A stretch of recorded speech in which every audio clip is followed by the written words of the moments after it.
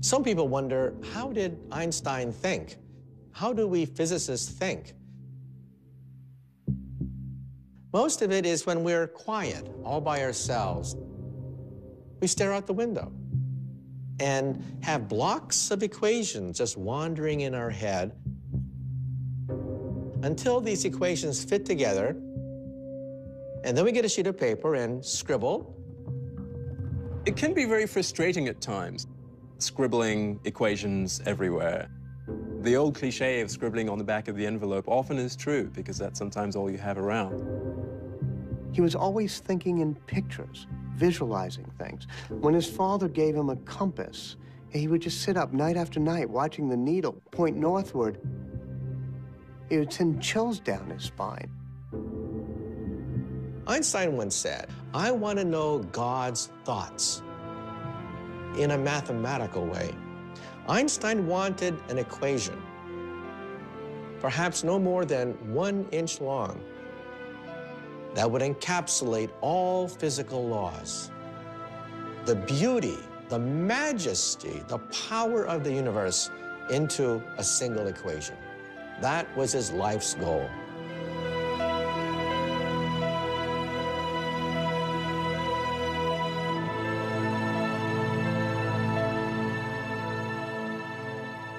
In 1900, Albert Einstein is a 21-year-old undergraduate at the Swiss Federal Polytechnic. That this young man will one day be synonymous with genius was something none of his professors would have predicted. He would cut class. The professors thought he was a goof-off. As a consequence, Einstein couldn't get a single job after graduation. He even thought about switching fields and selling insurance. Can you imagine opening the door one day and there's Albert Einstein selling you life insurance? What a waste. Einstein thought he was such a loser. He wrote a letter to his family saying that it would be better if perhaps he was never born. Nobody was talking about the young Albert Einstein. He worked as a substitute teacher in short jobs in various towns. Einstein's father tried to apply on behalf of Einstein for academic positions. And he wrote to a very famous professor and asked him whether he could use Einstein as a research assistant. But there were no positions available. His father passes away, thinking that young Albert is a total disgrace to the family. In 1902, the depressed and despondent young Albert moves to Bern, Switzerland's capital, and begins a career far from science. One of his friends arranged for Einstein to get a job as a lowly patent clerk in the Swiss patent office. In this office, on the 3rd floor, Einstein spends 6 days a week reviewing applications submitted by all kinds of inventors to the Swiss government. Given a patent, you had all this information, and he had to strip it down to the essence, and that honed his skills as a physicist. He would very quickly dash off all the patents that he had to analyze. He didn't find the work very strenuous. It was not so intellectually demanding. And it would give him ample time to contemplate the universe. He never would have been very good at a university kissing up to a senior professor. He was much better at a stool in the patent office, trying to daydream about what is it like to ride alongside a light beam. From that job, he would launch a revolution which would change world history. Einstein's idle daydreams will profoundly change the way the universe is understood. In 1905, in what's been called his miracle year, he publishes in his spare time 4 visionary papers, the first of which answers the age-old question, what is light? The photoelectric effect. This paper, written by this total unknown, showed that light comes as a particle called the photon. We use that in television, we use that in lasers. In another paper, the 26-year-old Einstein posits something we now take for granted, the existence of atoms. People didn't believe in atoms in those days, but he proved that atoms can actually make small little dust particles move in a liquid. And he calculated the size of atoms. These papers would have been a remarkable career for any physicist, but Einstein is far from finished. He writes yet another paper with the famous equation E equals mc squared. At the simplest level, this means energy can become matter, and matter can become energy. The tiniest speck of matter holds potentially huge amounts of energy. Unleashing it requires a nuclear reaction, the sort going on constantly in the night sky. Ever since people began to look up in the heavens, they would say, what makes the stars shine? But it took Albert Einstein to answer the question. Mass, M, turns into E, energy. That is the engine that lights up the stars.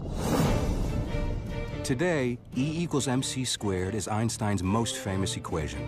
But another theory he publishes this same year is more important and more controversial: the special theory of relativity. When Einstein was a teenager, he enjoyed imagining what it would be like to ride a beam of light. Now, he returns to this daydream, and it changes his life.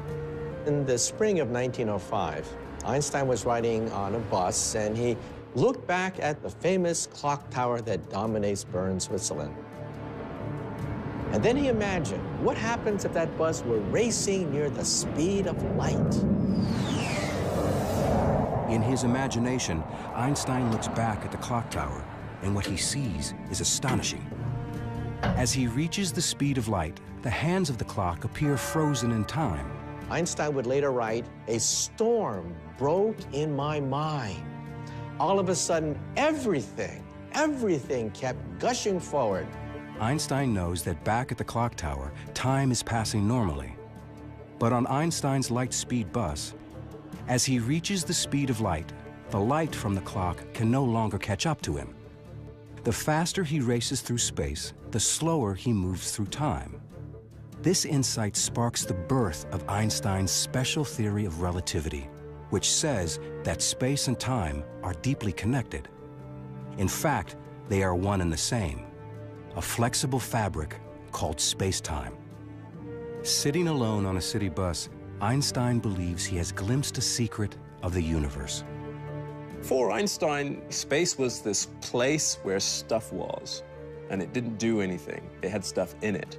And so space combined with time to become space-time is a more dynamic understanding of this arena that everything takes place in. It's becoming more alive in a way.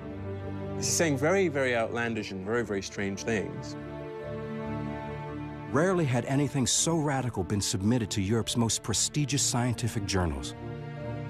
He was a complete outsider to the physics of his day, as he was, being in Switzerland, being a patent clerk. And yet he was ambitious enough to think that he could challenge the whole of the established physics at the time. You always hope that there will be total euphoria, that everybody will say this is a huge step forward in the subject. But that rarely happens. Whatever one's concept of time, it passes slowly for Einstein at the patent office. He submits papers to important scientific journals, the best scientific journals, and hopes for the best. And the best doesn't come for a while. He was anxious. What was the reaction of the physics community to his great paper? Silence. Einstein got very depressed. 3, 4, 5 months must have felt like an eternity to him. And then Einstein's papers fall into the hands of perhaps the one man who can fully understand him, Max Planck. Max Planck is the greatest theoretical physicist in Europe. Planck was the editor of Die Annalen der Physik in Berlin. The most important physics journal of the time. Here was Max Planck reading this paper from this unknown physicist.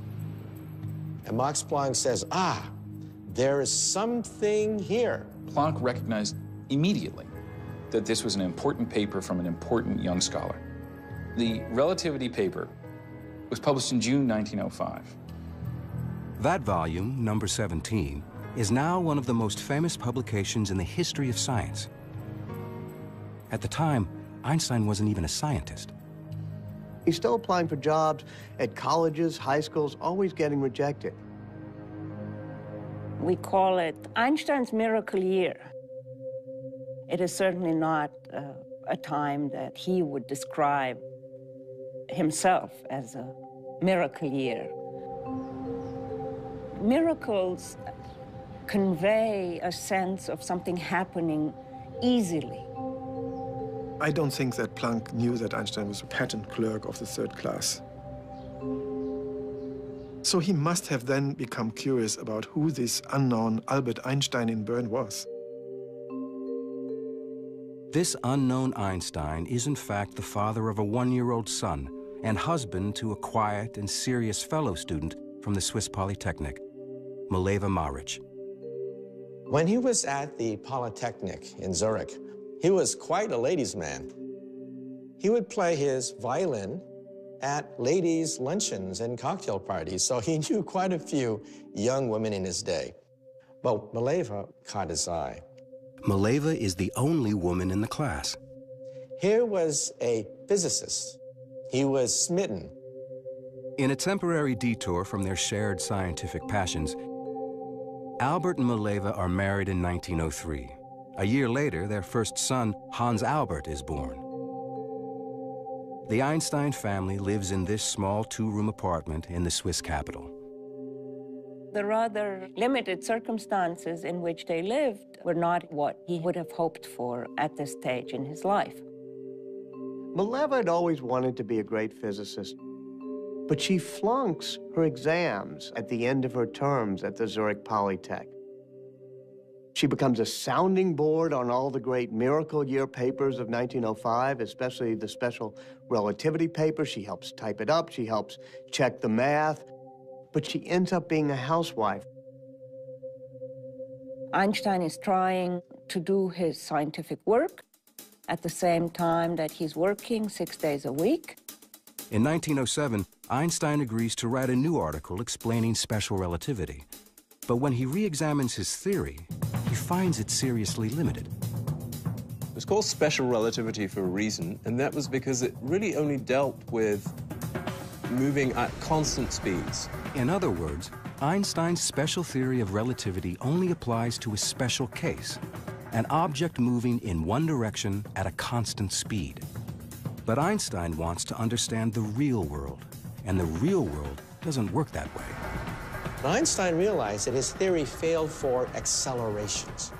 But in our universe, everything accelerates. On a bumpy road, jet airplanes, on a subway car, everything's accelerating. So there was a defect in special relativity. On Einstein's imaginary journey, if his speed varies at all, his theory, his notion of how objects behave in time and space, falls apart. His scientific mind wants it to apply to all cases. Einstein knows that for his theory to work, it has to account for everything in the universe. And that includes the pervasive and invisible force that holds everything together. Gravity. Gravity is everywhere. Gravity holds us to the floor. Gravity holds the sun together, the solar system together. Where was gravity in special relativity? Einstein wants to expand his special theory of relativity into a general theory of relativity, a theory that will explain not just time, but also gravity. He realizes he will be fighting more than 2 centuries of scientific thought and his hero, Sir Isaac Newton. It's 1907, and the 28-year-old Albert Einstein is still a patent office bureaucrat. It has been 2 years since he published his special theory of relativity, and the ambitious Einstein decides to advance an even more radical interpretation of the universe, a general theory of relativity. Doing this will require him to take on his scientific hero, Sir Isaac Newton. In Einstein's time, Isaac Newton was God. Newton was the founder of modern science. This is the actual first edition of Newton's Principia Mathematica of 1687. This priceless artifacts is the very, very famous book which became the foundation of universal physics for centuries, until Einstein upset the apple cart. It has been almost 250 years since the apple fell from the legendary tree on Isaac Newton's estate, giving Newton the inspiration to formulate his law of gravity. Newton said that if an object falls, it's because there's a mysterious force called gravity pulling it down. But you know, Isaac Newton himself was not satisfied by that. Objects move because they're pushed, not pulled. Objects move because they're pushed. So what is pushing this?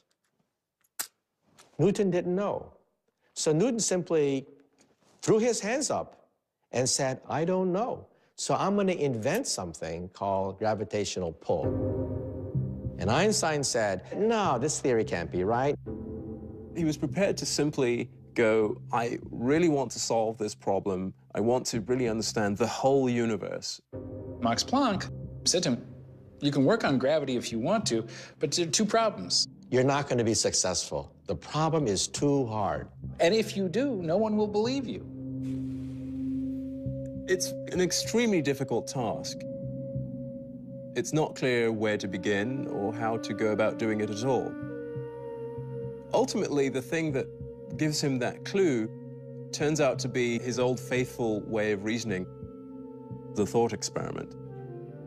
It's what you and I would call daydreaming, but he gets to call them thought experiments because he's Einstein. He's in his office at the patent office, looking out at the window, and he imagined a man working on a roof. And he begins to wonder what would happen if one of those men were to fall off the roof. And then he had the happiest thought of his life, the inspiration of the ages. He had a vision. The man will not actually be feeling his own weight. He would be weightless. And then he imagined, if you're in an elevator and somebody cuts the cord, what happens to you? You fall. But the elevator falls at the same rate you do, so you are weightless inside the elevator. So then Einstein got it. It's as though gravity's been switched off. What's really going on? There is no such thing as gravitational pull. The Earth has curved the space around me, and space is pushing me into this chair. Space itself can be curved. That's crazy sounding. Space is adjustable. It's actually malleable. Space and time are malleable. It's this flexible thing that can be twisted. You bring an object into space, and it distorts the space around it. Why does the Earth go around the sun? Most people would say, well, the sun's gravity is yanking the Earth toward the sun in a circle. Wrong. The Earth is going around the sun because the sun has warped the space around the Earth, and space is pushing the Earth toward the sun. He had a new theory of gravity, a new theory of the universe. Einstein publishes his ideas about gravity. At the same time, his work on the atom brings him increased attention. As a result, in 1911, he's offered a position as a full-time scientist at the University of Zurich. The 32-year-old patent clerk finally leaves Bern to become, for the first time, Professor Albert Einstein. People start realizing that those miracle year papers of 1905 are probably right. And he starts getting invited to the Solvay conferences, which are the gatherings of the greatest physicists in Europe.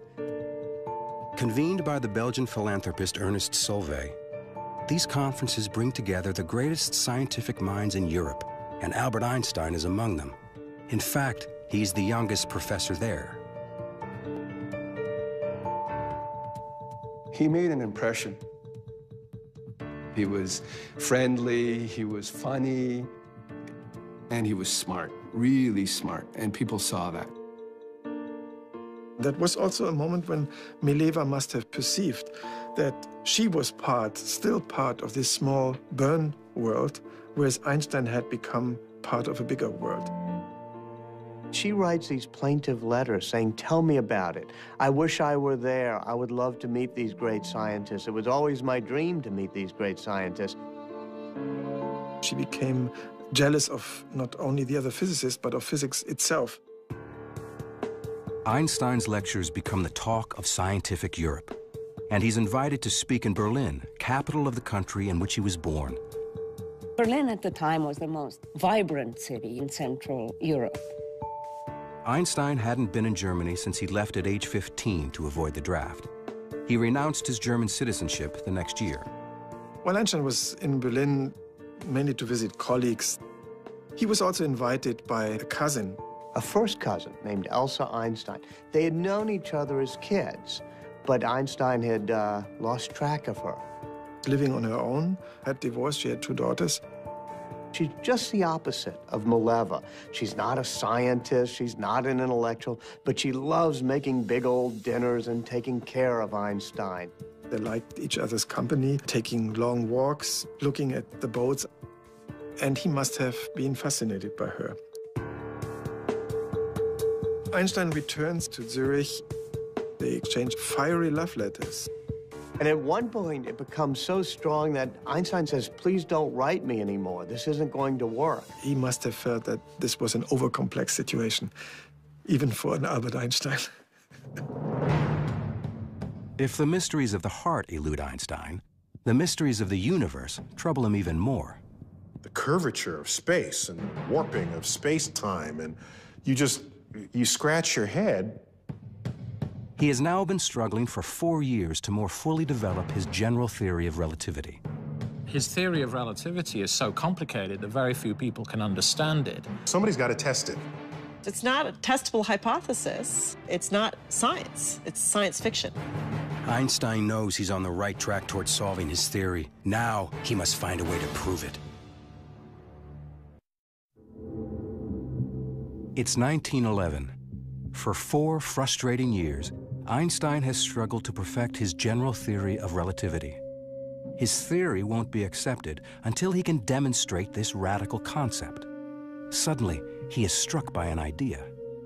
If he can shine a beam of light through an area where space is curved, then according to his theory, the beam of light will actually appear to bend. Light only knows straight lines. What's bent is space. What could have enough gravity to bend light? So much. Well, what about the sun? 300,000 times more massive than the Earth, the sun is the perfect object for Einstein's experiment. But how can anyone shine a beam of light around the sun? He says light from a distant star, as it passes right next to the sun, and the sun's gravitational field will be bent. Because space is bent around the sun. But even if Einstein is right, he'll never be able to see it happen because the sun is just too bright. Except, when is the sun covered so that we can see what's around it without being blinded by the light? That only occurs during a total solar eclipse. Here's the sun, and it's blocked by the moon, and suddenly all the stars come out. He figured if you have the sun here, and there's stars way back here, and the light's coming in toward you, it will bend slightly. So to your eye, you think that the stars had gone out like that. Light going around the sun. That's something that even his mother could understand. Nobody actually was willing to say without doubt, this is the truth, until somebody can prove it by taking a picture. So who do you turn to? You turn to the astronomers, the astrophysicists. Our laboratory is the entire universe. By 1912, Einstein believes he is finally on the verge of proving his long percolating and provocative theory. He publishes this revolutionary prediction and puts the call out to the astronomy world. Go out and measure. He said, go to an eclipse and do this observation. Nothing happened. He actually wrote to well-known astronomers trying to interest them in doing a test, and was a little discouraged, I think, because he discovered, as people often do, that astronomers are busy people with many things to do and don't necessarily drop everything at the drop of a hat, even for Einstein. It's a frustrating and bitter setback for Einstein. But then, at the Berlin Observatory, a young assistant answers the call. He's an impassioned and brazen young man who's willing to go, quite literally, to the ends of the earth for Einstein. His name is Erwin Finley Freundlich.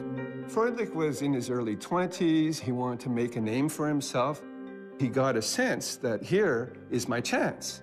This is new stuff. It's important stuff, and I could be part of it. I've seen the letter that goes in the other direction from Einstein to Freundlich, and it's all filled with this excitement. You astronomers can do great help to me by finding proof of the relativity theory. And that's Einstein, the human being, who is trying to get somebody to do things for him because he needs him. He finds out from Freundlich that he's getting married to his girlfriend, Katja. And they're going to honeymoon in the Alps. So Einstein says, come to Zurich and let's meet. Freundlich is on his honeymoon with his bride, and he goes to meet Einstein. He's looking for him out the window, and there he is. There's Einstein. He can recognize him because he's wearing this straw hat, and he's standing out like a sore thumb. And this is the famous Einstein that he's corresponding with this prediction and this great opportunity. And he's going to get to meet him. So he gets off the train and he shakes his hand and they're all animated. And before they can talk, they whisk the couple off the train and they go to Frauenfeld nearby. It's a suburb. To their surprise, the newlyweds are spending their honeymoon in an auditorium, listening to Einstein speak. And in the middle of the lecture, Einstein says, we need this eclipse test, and the man who's going to decide is sitting in the audience. His name's Erwin Freundlich, and there he is, and everyone looks, and Freundlich has to stand up and be recognized. And so Freundlich was thrilled, you know, this recognition at this great meeting. On the way back to Zurich, Einstein engages Freundlich in an intense discussion about gravitation while the new fiancée, Katja, just looks at the scenery. They start hatching up that plan of going to a total solar eclipse. The problem with the total solar eclipse, of course, is that it's only visible over a small area of the Earth because the shadow of the moon is actually only a few miles wide.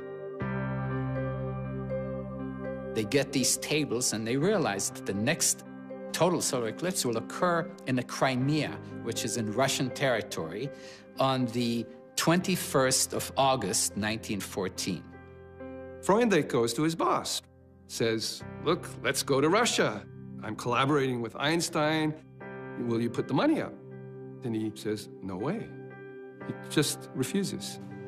Einstein is absolutely furious. Reaching beyond the European scientific establishment, Freundlich writes to the director of the Lick Observatory near San Jose, California, a rugged outpost of American astronomy. It was a community living on the mountain. They all had their families, their wives were there, their kids were there. They were depending on each other for survival. For many years, it had the largest refracting telescope in the world. But most importantly, it has William Wallace Campbell, a pioneer of eclipse photography. In the 19th century, eclipses used to be attended by astronomers who just did visual observations. I saw this, I saw that. They would draw diagrams, and if people disagreed, it was one guy's word over another. Photography meant you can actually capture what was happening and do precise measurements. Campbell pioneered that technique in the early 20th century. Freundlich writes a personal letter to Campbell. He says, there's going to be an eclipse in 1914. Why don't you come to Russia and let's do this? So there's this wonderful correspondence between Campbell and Freundlich, the senior doyen of California astronomy and this little pipsqueak of an assistant in Berlin who's doing this against the will of his boss. They will be the first to either confirm or to discredit Einstein's new theory of gravity. This was an important observation. Campbell had a fever in him. He saw fantastic opportunities for Lick Observatory and for America. And he says, I'm going to get this sucker. This is a tough problem, and I'm going to be the one to crack it. Meanwhile, opportunity is knocking on Einstein's door.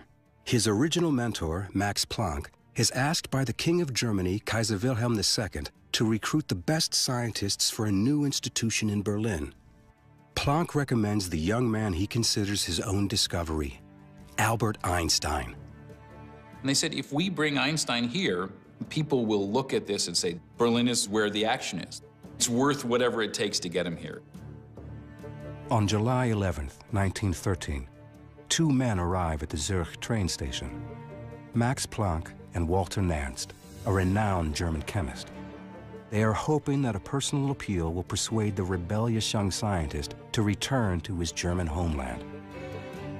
Two men, middle-aged guys in dark clothes, get off the train, and they go find Einstein.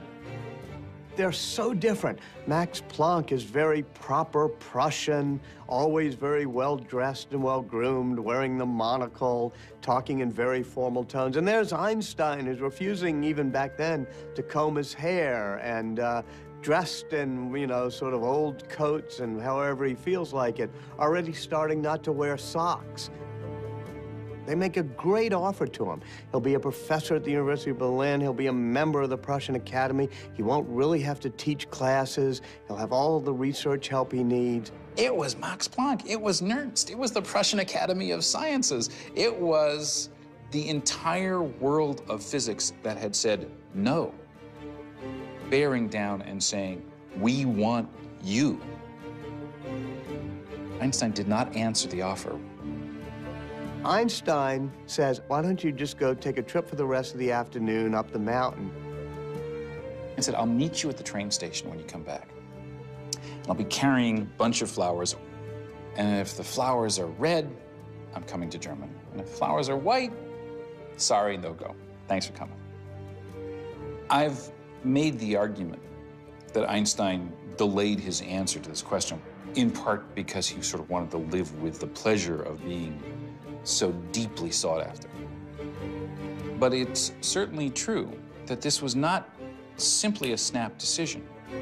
As he often does when he has a difficult problem to solve, Einstein takes a long walk. Zurich was comfortable. There was lots still up there. You don't just sort of walk away from that. His wife really wants to stay in Zurich. On the other hand, they have offered him the greatest job imaginable. There was one other thing enticing Einstein to Berlin. At some point, he received a birthday card. It was Elsa writing him a postcard. This must have exploded on him as, reawakening all these emotions. Planck and Nernst come back. They're at the train station. Einstein is there. It was a dramatic moment. It was a self-consciously dramatic moment. There would have been a little dramatic flair there. He's holding his flowers. And they look, and the flower is red. Einstein says, gentlemen, I'll go to Germany. I'm going to become one of you.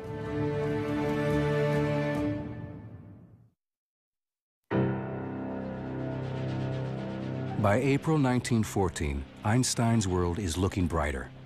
The solar eclipse needed to help prove Einstein's long-gestating general theory of relativity is only 4 months away, and Einstein is on his way to Berlin to join the Kaiser Wilhelm Institute, an elite group of scientists working under Fritz Haber, the institute's director. Fritz Haber was one of the greatest chemists of the 20th century. He developed a process that could be used in producing an artificial fertilizer with the help of which millions could be fed. And he was a hero. Haber and his family host Einstein's wife, Mileva Maric, while she looks for an apartment for herself, Albert, and their 2 children. Haber observes that resettling in Berlin seems to be unsettling relations between Einstein and his wife. Mileva always was a brooding and somewhat despondent woman. And in Berlin, it gets much worse. He's dallying with his cousin, Elsa. Einstein is a very brutally honest guy, so every now and then he apparently would tell Mileva about Elsa. Then they start fighting with each other.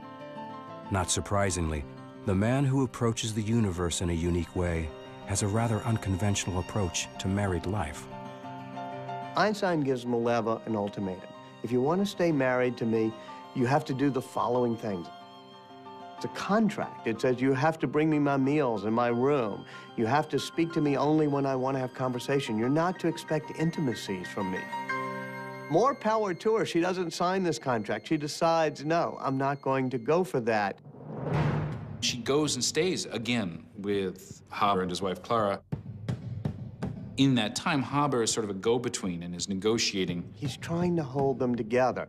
He's the one who keeps seeing if maybe they can come to an accommodation. They both respect him. But Haber's best efforts to save the Einsteins' marriage are a failure. The decision to split is finally irrevocable, and Einstein says it's not going to happen. Lacking enough money to support two households, Einstein makes Mileva a brazenly self-confident proposition. He offers her a deal. He says to her, one of these days, one of my papers will win the Nobel Prize. If you give me a divorce, I'll give you the money. Now, this is an amazing sum of money. She could end up very wealthy, and she could move back to Zurich with the kids. He is sure he's going to get a Nobel Prize. Mileva's not quite sure. She's a scientist. She calculates the odds. She consults with Fritz Haber. She decides to take the bet. Mileva takes the two young boys, and Einstein accompanies her, along with Fritz Haber. Einstein has to go to the train station, say goodbye to his boys. And he starts crying. Haber's never seen him cry before. This was a really quite devastating moment for him, and Haber was the man he was with, sort of holding him up through this moment. Einstein has staked his children's future on winning the Nobel Prize, by no means a sure bet. He is dependent on Erwin Freundlich and William Campbell to bring him photos of the total solar eclipse so he can see how the stars seem to move. Shortly before saying goodbye to Mileva and the boys, Einstein has another farewell at the Berlin train station. There is Freundlich with his two buddies about to leave Berlin. Einstein is there. He's very, very anxious. Freundlich and two of his colleagues are lugging 4 astronomical cameras and cumbersome equipment on a long and treacherous journey. They're going to take a train and go all the way to the Crimea in Russian territory. Freundlich and Campbell hope to maximize their chances of good weather and good eclipse photographs by camping in different sites. Freundlich's party sets up in southeastern Crimea. Campbell locates near Kiev. They are both determined, despite the frightening and spreading rumors of a world war. Then the worst happens. On June 28, 1914, the Archduke Franz Ferdinand of Austria is assassinated. The German Kaiser declares war on Russia, and Einstein's eclipse expeditions are suddenly in jeopardy. Einstein is really worried. Einstein has no way to warn them. Didn't know what was going to happen. And then, deep in the Crimean forest, the war comes to Freundlich's camp. Freundlich suddenly sees some uniformed Russian officers coming to his camp and asking him for his papers. Heart starts going beep, beep, beep. Russians come over to see what they're doing and realize these are Germans with a telescope. And they start tearing down his equipment. Get off my equipment. I have to observe an eclipse. These are our possessions now. Your country declared war on us. You have nothing to say. They arrest them immediately. There's no questions asked, and they are considered spies. Herr Freundlich, you are now a prisoner of war. What? Campbell, an American, is neutral. And the Russians allowed them to continue to observe the eclipse. They had come all this way, spent all this money, survived the fact that war broke out, and clouds ruined their plans. Total failure. Not only does Campbell fail to get his photograph, but he is forced to abandon his state-of-the-art equipment. Because he is an American, Campbell is not arrested, but he leaves for home a defeated man. Campbell says one wants to come home by the back door and see nobody. Einstein in Berlin is shattered. The expeditions are failures. Freundlich and his team spend several months as prisoners of war in Russia. For Einstein, it is a disaster. Proof of his most revolutionary theory, general relativity, is slipping between his fingers.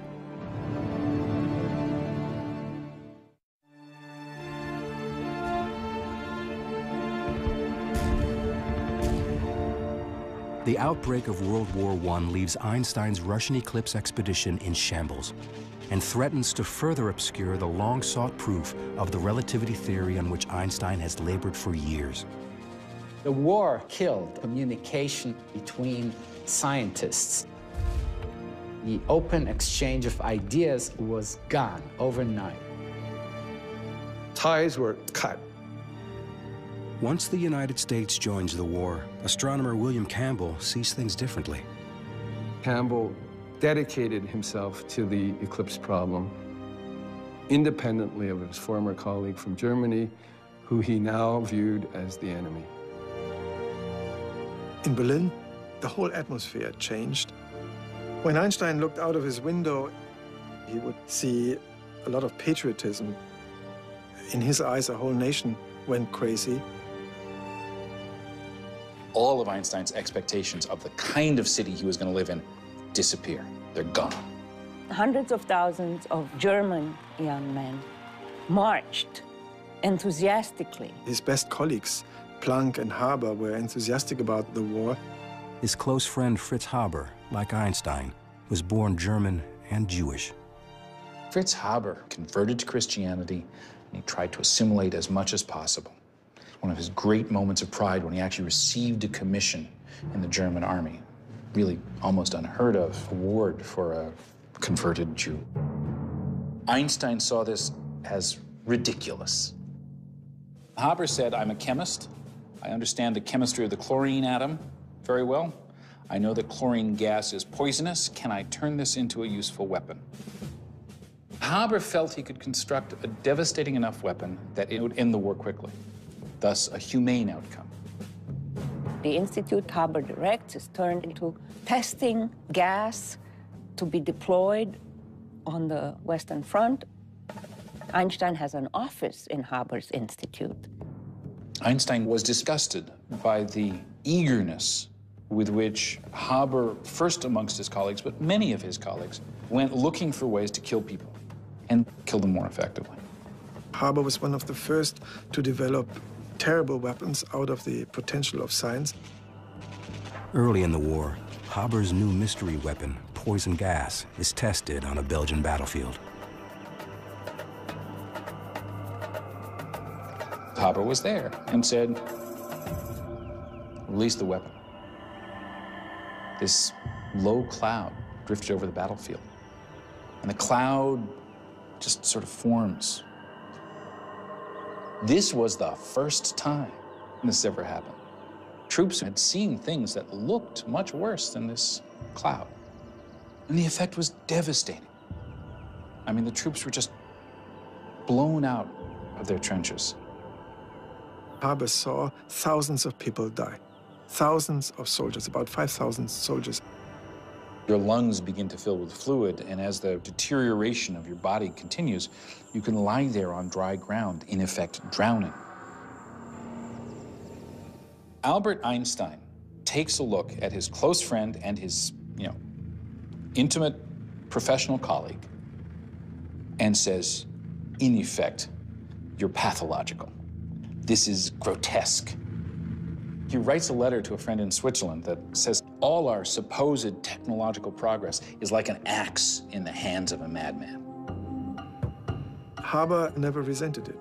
And it's so strange that he befriended Einstein so closely. They were living on different planets. The war posed a big dilemma for Einstein because in his personal relationships he respected and was even fond of his colleagues, but rejected their wholehearted support of the war. He comes across this very publicly hyped and published document called the Manifesto of '93, signed by 93 leading German academics, including the people who brought him to Berlin and the people he most values, Haber, and above all, Max Planck. The manifesto says Germany had to fight, it was justified and morally acceptable to fight in this war. And this shocked Einstein. In effect, a betrayal.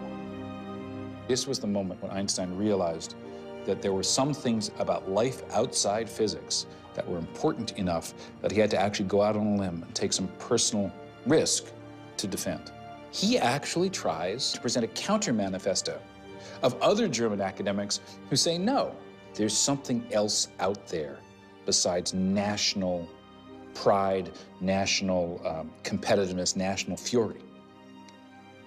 And 4 people signed the manifesto. It goes nowhere, never published, it fails. He becomes a pacifist. He becomes a war resistor. And Einstein was nearly alone. He's isolated. He's being rejected by his colleagues. His marriage is breaking up. He's having a custody battle for his kids. He immerses himself in his science. The isolation has a positive outcome as Einstein looks again at his general relativity theory. He refocuses on the mathematical equations. One day, he looked back at the calculation for the bending of light as it goes around the sun, and he suddenly realized his earlier calculation was wrong. What would have been found had Freundlich done the observation was only half the deflection that's there, half the bending of the sunlight. It would have discredited Einstein's theory. It is an embarrassing but serendipitous discovery. For 3 years, Einstein has been urging astronomers to photograph an eclipse, which would prove an equation that he now believes to be wrong. Einstein has always considered the failed eclipse expeditions to be setbacks. In fact, they may have saved his career. The war raging all around him, the physicist retreats to his study. He had a little apartment, and most of his thinking was done in his study. Sometimes he can't quite visualize the curving of space. And what he does is he takes out his violin. He said that Mozart's music captured the harmonies of the universe. Playing the violin would help him think. Einstein had this prodigious ability to sit and think. It was called Sitzfleisch. People who knew him said he had this remarkable Sitzfleisch where he can concentrate on a problem for hours, for days, even years. In his office are lots of mathematical manuscripts with equations all over. And he's sitting there thinking, walking around, standing deep in thought. He's doing pure mathematics in his mind. Science is done by the seat of your pants. We have leaps of logic. We have years of wandering in the wilderness. We have frustration. We have pulling our hairs out. That is really the power of genius, the force of will to make all the mistakes necessary to get the right answer. There was never a moment of, oh no, I'm not going to have a theory. That, because of his ego, I don't think it ever occurred to him that he's not going to have a theory. What matters is you keep your eye on the prize. For Einstein, that prize is the Nobel, proceeds of which he has promised to Mileva and his 2 sons. In 1915, he's asked to present his general theory of relativity at a prestigious forum to the most important German scientists. Einstein accepts. But after 8 years of work, his theory still has 2 major problems. It's completely unproven, and the math appears to be flawed.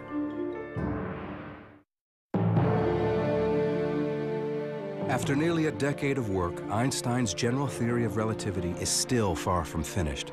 His math is wrong, and without the correct calculation, his theory can't be proven. And now he's scheduled to deliver a paper to the most prestigious scientific gathering in Germany. Prussian Academy, it's a very formal place. It's a place that knows how distinguished it is and how historically significant it is. These weekly meetings you can sort of see as an attempt by at least some of Germany's leading thinkers to act as if the war were not all there was. Einstein is to present his theory of general relativity. The problem for Einstein is he hadn't finished it yet. In the fall of 1915, Einstein was hardly thinking about anything else. He was completely focused on finding the solution to a puzzle that had occupied him for more than 8 years. Einstein is trying to come up with these equations that describe how space is curved. And he's working deep into the night. If you look closely, it's really trial and error. You're not seeing a mathematician who just, throws the ideas, perfect formulas onto the paper of the notebook. He cancels everything and says nonsense. These terms disturb. So he's sort of talking to the math.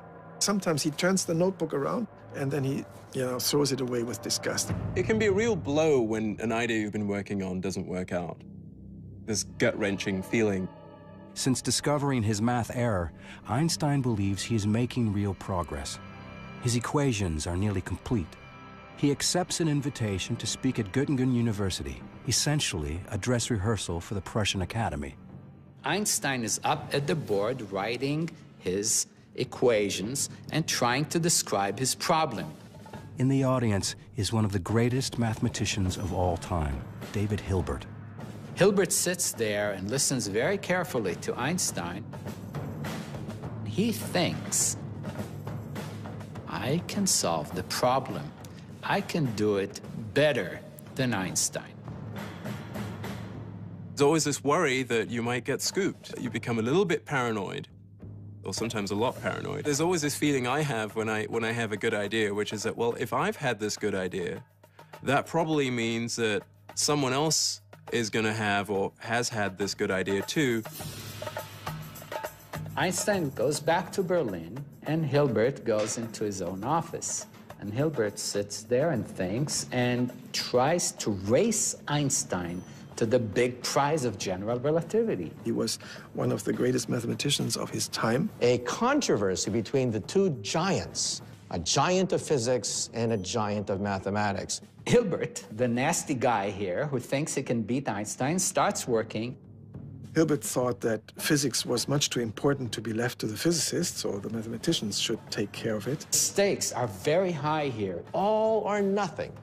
To unlock the secret of light, to unlock the secret of gravity. Nobody can ever say that Einstein is not a fantastic mathematician, because at that moment, the problem is distilled into pure mathematics. Several times, Einstein thought he had it.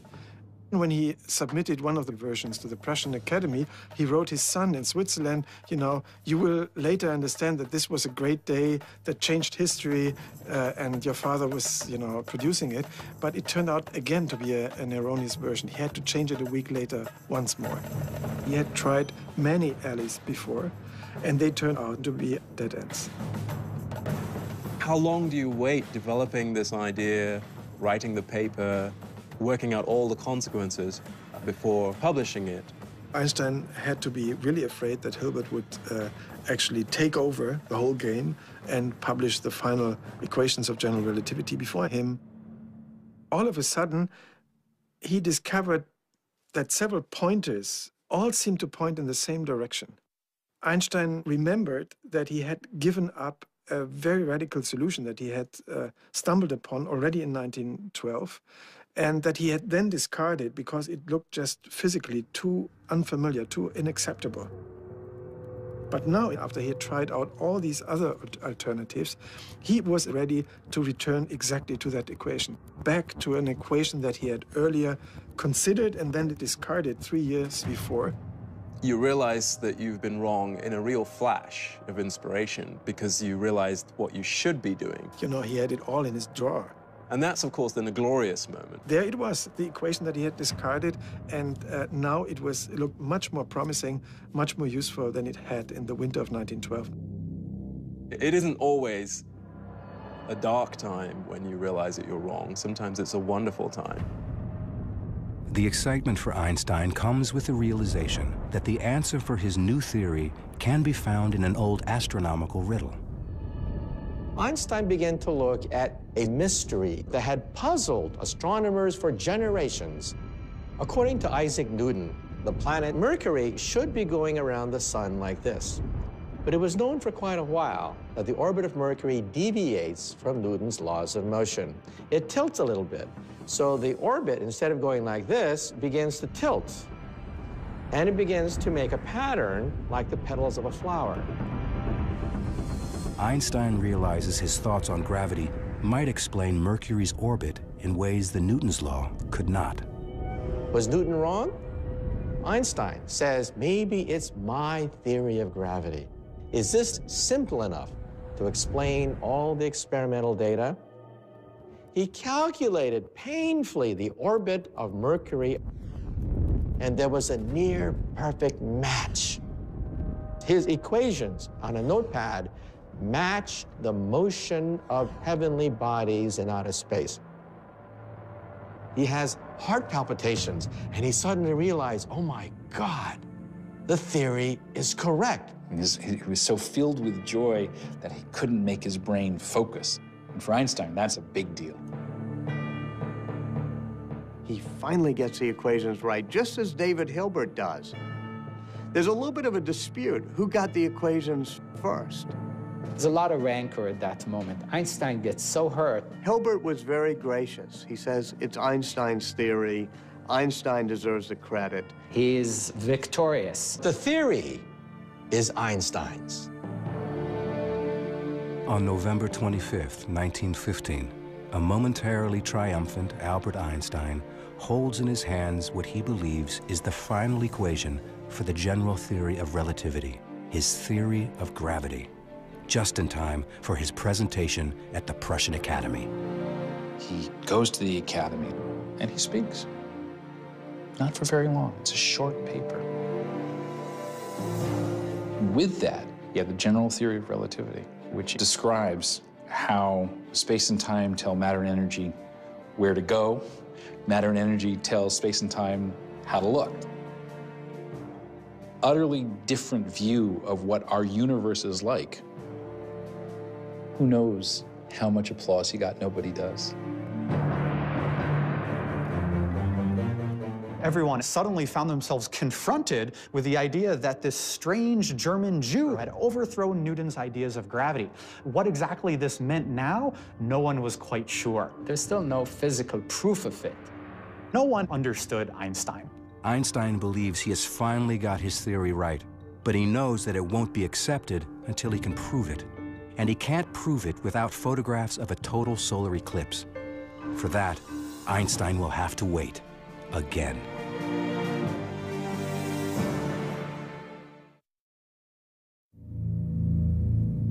Einstein publishes his completed general theory of relativity in 1916 with the corrected mathematical equation. But there is still much work to be done. He needs photographs of a rare solar eclipse to prove the theory's accuracy. But in war-ravaged Berlin, now under blockade by the British, even the basic necessities of life are hard to come by. Surrounding him, Berlin was an impoverished city, and the hunger grew so bad that there were hunger riots. In the middle of a harsh winter, Einstein's intense productivity comes to a sudden halt. The reason he stops is he's exhausted and he's sick. Bad stomach problems. He's really, really, really sick. He writes, I don't eat, I haven't been able to sleep, and he succumbs to a physical and a mental breakdown.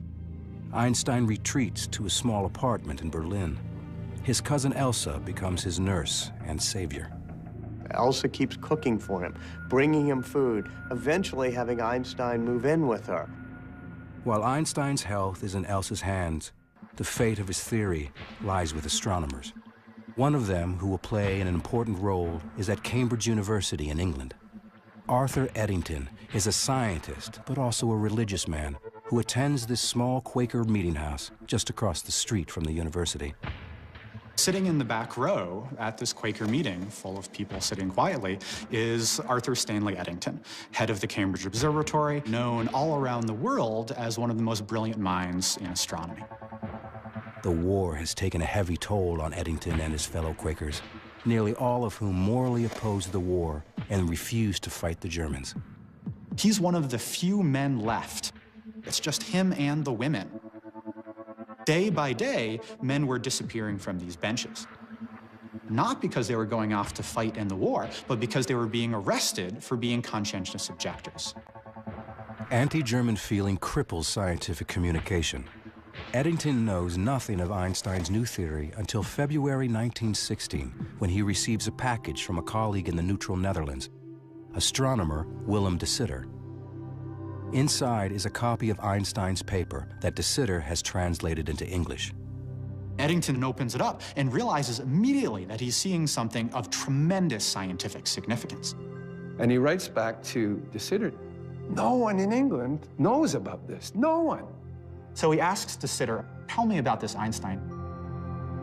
De Sitter says, well, Einstein didn't like the war and in fact had written a manifesto against the war. And when Eddington hears this, he says, this is perfect. This is so important, we have to do something with it. The mission becomes more than a scientific quest.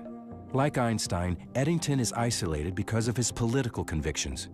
Eddington sees this exciting scientific challenge as a way to show that scientists across enemy lines can support each other for a higher purpose. Eddington says, relativity is the most important scientific theory since Newton, and it's done by a German, and even better, Einstein, a brilliant, peaceful scientist. He wanted to stand up there and show the world and show his scientific colleagues that an Englishman will stand up for a German. And the Eclipse expedition was the perfect opportunity. But the forces of interplanetary alignment may not wait for the war to be over. The next full eclipse will occur in June 1918, and it won't be visible in England, where Eddington is trapped by war. However, it will be seen in the state of Washington, practically in the backyard of a man who has been down this road before, William Wallace Campbell of California's Lick Observatory. There was going to be another eclipse in 1918, not very far from Lick Observatory in Goldendale, Washington, in the west. If Campbell succeeds in photographing this eclipse, he can be the first person to determine if Einstein's theory is right or wrong. Because there was a war going on, no one else could go. The Europeans couldn't send an expedition, and so he had the field to himself. But Campbell also has a problem. They didn't have their equipment because it was still trapped in Russia. Campbell had been forced to abandon his state-of-the-art camera gear in the Crimea back in 1914 when World War I first broke out. So he improvises. Campbell went scrabbling around for equipment in Lick Observatory. They got a lens here, a tube here, and they cobbled together a couple of cameras for Goldendale. The Lick party was forced to use substandard equipment. Campbell has no choice but to take the risk. He has a total solar eclipse all to himself and may never have another opportunity like this again. Campbell's party travels to Goldendale, Washington, and gets ready for the coming eclipse. It was close to home, so the whole family went. Campbell's goal is to photograph the stars that emerge in the brief period when the sun is hidden by the moon. But on Saturday, June 8th, 1918, it seems that the universe is once again not ready to yield its secrets. Clouds moved in, and it looked like he wouldn't even get observations, and Russia would be repeated, which he hated. And suddenly, just at the crucial time, when they needed a clear sky,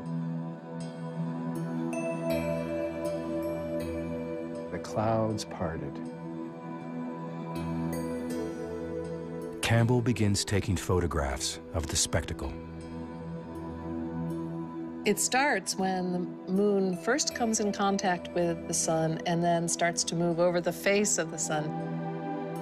The sun becomes smaller and smaller and smaller until the last moment when the sunlight actually passes through the valleys between the mountains of the moon. And then this bright, brilliant beam of sunlight, and then the sun is entirely eclipsed. It's the blackest black you will ever see.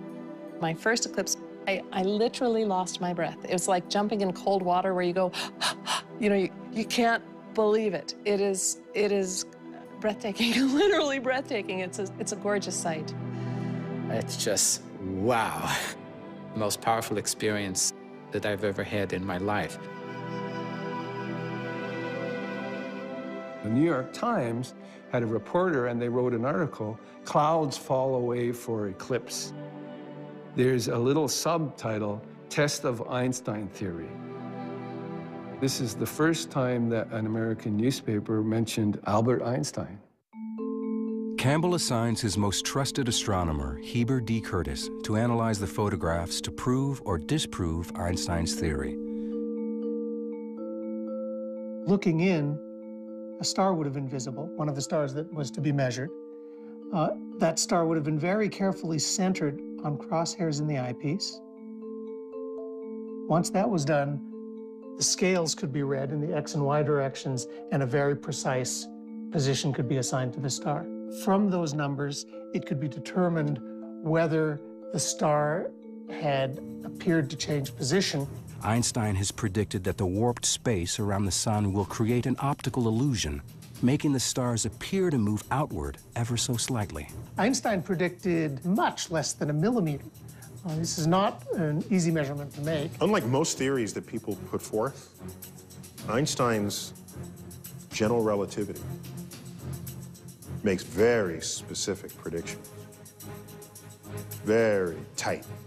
It's got to be this, and if it's not that, then the entire foundation of the idea has got to be discarded. Extremely precise, painstaking measurements. There was no wiggle room in Einstein's relativity because the idea that gravity is the manifestation of the curvature of space and time. You're going to say how much it curves and what happens to matter or light in the presence of that curvature, calculate it, make the prediction. If the prediction doesn't come true, you don't go say, okay, let me see if I can tweak the theory. Not in this case. You can see on these pages the kind of labor that Curtis had to endure in order to make these measurements. There's page after page after page of this. Some pages crossed out. All you needed was one experiment to show that any aspect of relativity would fail. And he'd have to go back to the drawing board completely. Curtis looks at the stars and sees nothing unusual. They all appear in their normal places, which can only mean one thing. Einstein is wrong. But Campbell is unwilling to risk his reputation on improvised equipment. Nobody wants to reveal an answer until everything has been double-checked. The best tactic is total silence until you're absolutely sure what you found. Campbell orders Curtis to check his results again and again. As Curtis works in quiet isolation atop Mount Hamilton, Europe is in chaos. The order of Europe changed completely. We have 3 empires that disintegrate within weeks of each other. On November 9th, 1918, Kaiser Wilhelm abdicates the throne. Einstein notes in his lecture book, class canceled due to revolution. In the immediate aftermath of the war, German scientists, including Einstein, are still not allowed to travel. But Eddington can. Einstein learns that he is going to Africa to photograph a solar eclipse expected on May 29th, 1919. As Eddington leaves Cambridge, the hallways are full of crutches and canes. Cambridge begins to fill up with students again, but they're crippled or they're maimed. He had no fanfare. He's heading off on a lonely adventure. Eddington believes in Einstein and hopes to bring back proof of his controversial theory.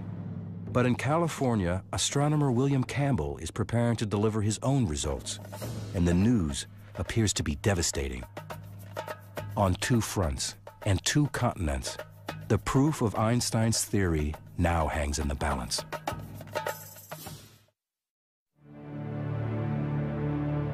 It's February 1919. Atop Mount Hamilton in California, William Wallace Campbell is examining and re-examining photographic plates which appear to indicate that Einstein's general theory of relativity, his theory of gravity, is wrong. But Campbell has competition from British astronomer Arthur Eddington, who is on his way to photograph an eclipse in Africa. Eddington leaves Britain and heads south. He's in his late 30s. Travel in those days was not comfortable. This is the tropics, the height of summer. It must have been a very unpleasant place to be. In May of 1919, after 10 weeks at sea, Eddington and his assistant arrive on the shores of Principe, a small island off the coast of West Africa. Malaria is a big problem. There are poisonous snakes. He has to hack his way through the jungle. They spend a month building a telescope in the middle of the jungle. The day of the eclipse, rain is coming rolling down. He's crushed. Phenomenal disappointment. But then suddenly, amazingly, a gap in the clouds. He sees a black moon. They have to begin taking photographs right then. They just start the device. The mirror begins to rotate, and then you put a photographic plate in the end of the telescope. It holds the film, and that plate has to be held with the telescope. Everything has to be aligned correctly. Take it out. Take out a new photographic plate. Put it in. Take it out. Put a new photographic plate in. And you try to get as many as you can. Tremendous race, but let's keep calm. Let's maintain composure. There's a great tendency to leave the lens cap on, to get the exposure incorrect, to make a fundamental error that would then ruin your career. Time is ticking away, the precious seconds. He doesn't really care about the sky going darker. He's looking for the star that's right there by the sun, grazing the sun. He's so busy working the telescope and switching out the photographic plates that, as he says it, he just had to do it in faith. He basically had to trust that something was going to appear on his plates. Like Campbell before him, Eddington is in for a crushing disappointment. He quickly discovered that most of his plates were worthless. The clouds have obscured nearly all the stars on every single photograph.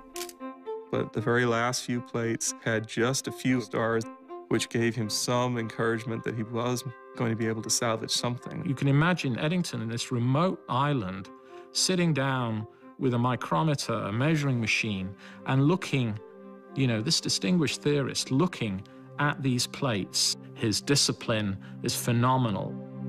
Now, to make these measurements, it's difficult. We're sitting here under this thick layer of atmosphere. Light comes from the distant reaches of the universe, and then it gets like jiggled and wiggled and smeared as it gets through the atmosphere. And by the time you're looking at starlight, which should be a pristine point of light, it's the smudge. It's a smudge. It quickly became apparent that it was going to be a much, much more difficult job. They're doing these precise measurements in the middle of the jungle. He can't wait to get back to Britain. Of course, it's going to take him months to get back. Einstein was waiting very anxiously. He was getting a lot of letters from friends and colleagues asking if any news was afoot. But relations between England and Germany were very, very frosty, and Einstein didn't think it would be at all appropriate for him to presume to write to one of these English astronomers and ask them what was going on. Eddington returns to Cambridge Observatory just as Campbell sails into London. Campbell is here to address the Royal Astronomical Society, an organization dating back to the age of Isaac Newton. He carries with him the secret results of his eclipse expedition of the year before. Campbell is the first to speak, and he was nervous because there were a lot of emotions flying about this test and a lot of reputations at stake. The anxiety must have been enormous because he's in front of all of his colleagues. There is that one moment, the one moment that you stand before your peers. I don't think you ever really feel ready. Butterflies. And then finally, Campbell announces his results. He said Einstein is wrong, and Lick Observatory says Einstein is wrong. But the session takes a dramatic turn with the reading of a cable from Eddington. His preliminary findings show just the opposite. The British were going to say that Einstein's right. Eddington still had more calculations to do, and it wouldn't be ready for a couple of months. But here we have this special meeting of the Royal Astronomical Society.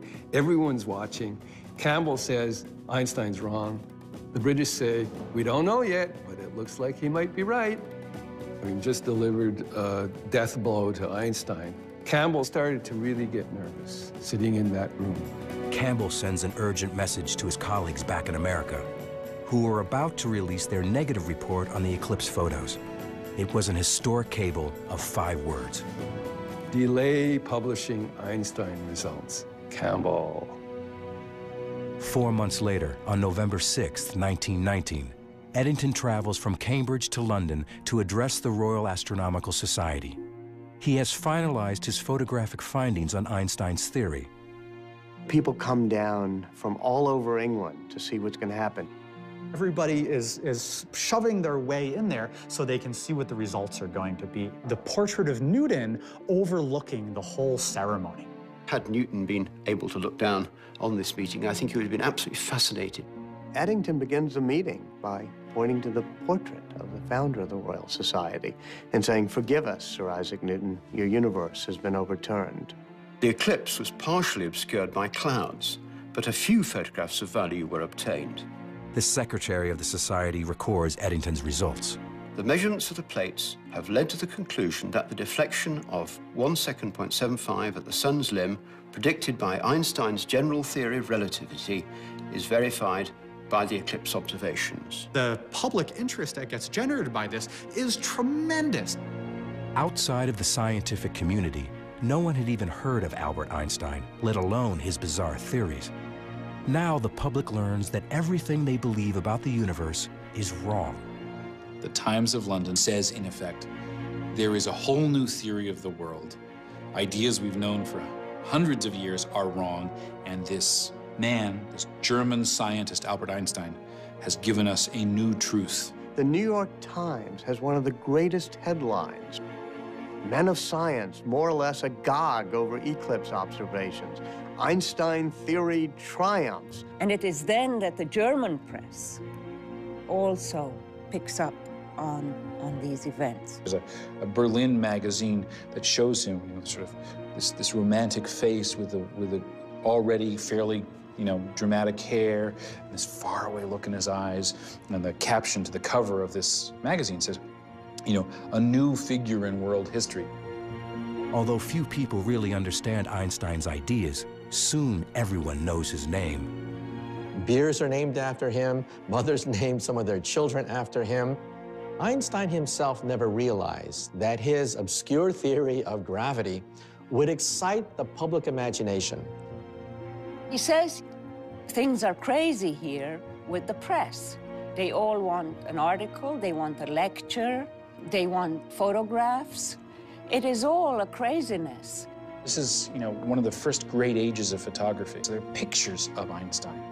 There are undersea cables. People can carry news all over the world. There are newsreels. You can see the man moving and talking. Without such freedom, there would have been no Shakespeare, no Goethe, no Newton, no Faraday, no Pasteur, and no Lister. But despite the public adulation, scientists still have their doubts about his theory. People are making a mistake. They're mistaking Einstein's fame for acceptance of his theory. They're equating the two, and that's very far from what happened. A backlash set in. In the New York Times, you could see that they were constantly questioning, who is this famous scientist? Most British people and most Americans, most people from the Allied powers were very hostile to Germany after the war. They were not at all interested in reconciliation. So many people were saying, oh, Eddington was so motivated by the goal of peace and promoting international brotherhood. He was so convinced by the theory that perhaps He allowed himself to be a little bit biased. He's been criticized for fudging the figures. The photographic results from the two solar eclipse expeditions, Eddington's and Campbell's, result in a split decision. Another expedition will need to be mounted. Both Einstein, who has been trying to prove his theory since he first proposed it in 1907, and Campbell, who has been working on the problem since 1911, have tremendous personal stakes in the results. Now it was a matter of not just science, it was a matter of international reputation, it was a matter of personal reputation. This was personal. Campbell checks the charts and sees that the next best eclipse to photograph will be in Australia in 1922, more than 2 years from now. And it turns out, he will not be the only one to take up the challenge.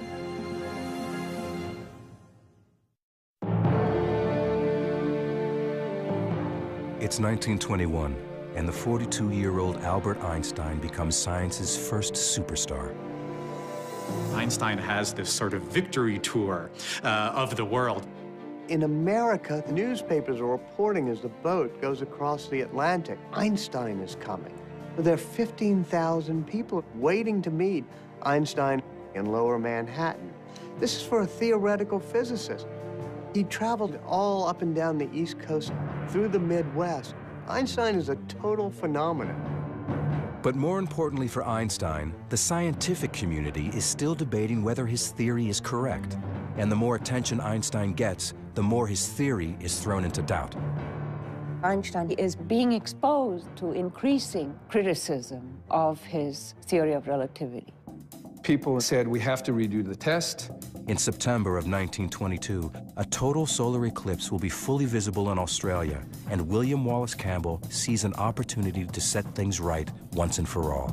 He started making plans to completely redo his equipment. Completely redesigned entirely with this measurement in mind. This was the Cadillac of Einstein effect measuring equipment. The first eclipse point was the very, very, very westernmost part of Australia, in a place called 90 Mile Beach.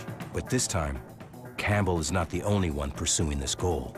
7, count them, 7 expeditions went to Australia. The British sent an expedition. Freundlich led an expedition. It was the first time he had a chance since Russia.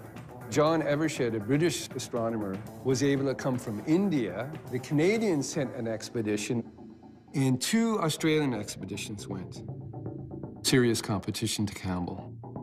The British and Freundlich got clouded out. One of the Australians couldn't get any data. Their equipment was lousy. Poor Evershed from India had beautiful clear skies, but he had technical difficulties, so he got nothing. Campbell, now in his 3rd expedition, is much better prepared. He gets perfect results. And they showed, I think, 92 stars that the Einstein effect was not only there, but it behaved as Einstein predicted, very clearly, very unambiguously. This is one of the lenses which confirmed the theory of relativity. The light actually passed through this lens and actually fell on this plate. This stuff is way cool. I mean, this is the heart. The stars that could be seen around the eclipsed sun, here highlighted, showed just the deflection predicted by relativity. They nailed it. Einstein was so right. It is a proud personal achievement for Campbell and a landmark moment for science. The Lick Party finally succeeds, gets extraordinarily good results, and resoundingly corroborates Eddington's 1919 measurements. Now, who was the first person that Campbell sent a cable to with the result? Albert Einstein. He wanted Einstein to know, boy, did we vindicate you.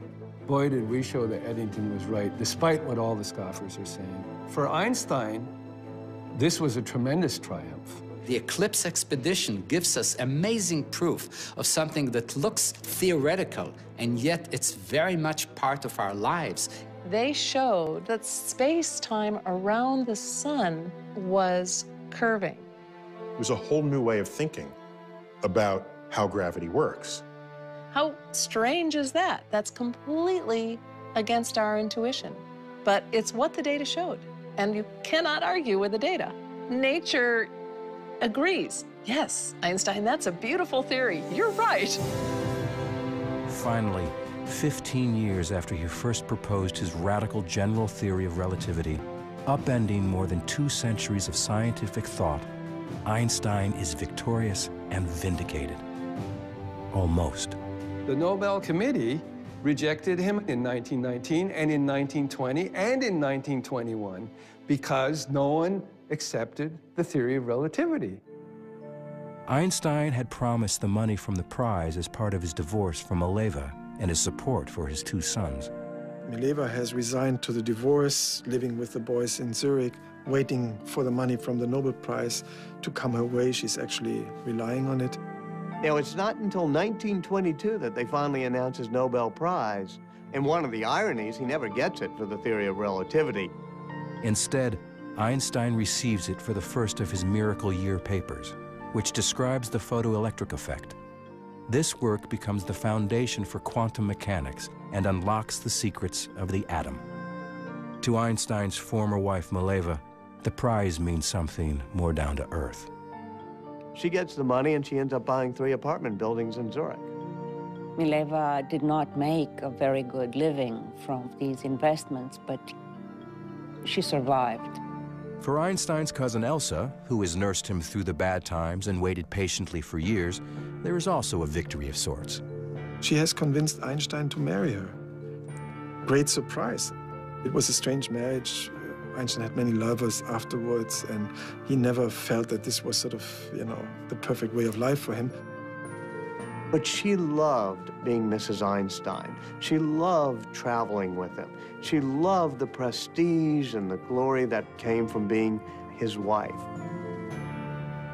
As the world recovers from a horrific war, it embraces a man with the obscure occupation of theoretical physicist and turns him into a global icon.